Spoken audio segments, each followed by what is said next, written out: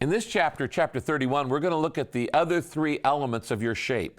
Now remember, in the last chapter, we talked about the 5 things that make you you, S-H-A-P-E.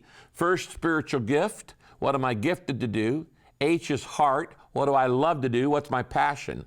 And today we're going to look at APE, your abilities, your personality, and your experiences. God has given you unique abilities, God has given you a unique personality, and God has given you unique experiences. I'm very excited about you studying this material, particularly the material on experiences, because God never wastes an experience. God uses family experiences, good or bad. God uses career experiences, good or bad. God uses educational, vocational. God uses spiritual experiences. God uses time alone with God. But the number one thing God uses in your life to shape you for service are painful experiences. The very thing that you least want to talk about, the very thing you're most ashamed of, the very thing you'd like to hide in the closet is the very thing God wants to use in your life to minister to other people. God never wastes a hurt. The Bible tells us in 2 Corinthians 1 that God allows us to go through problems and He comforts us so we can turn around and comfort others with the comfort we have been given.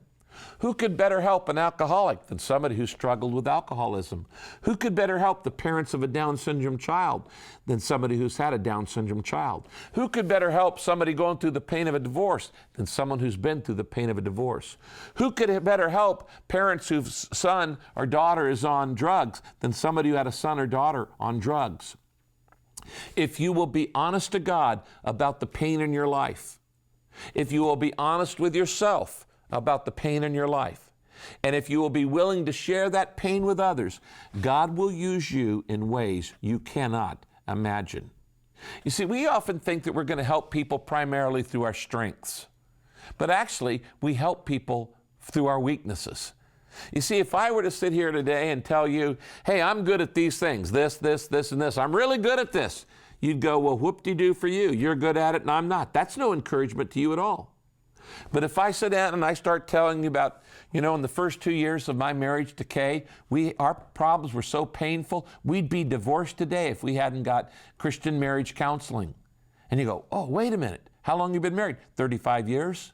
You go, well, then maybe we could make it. Maybe we could make it.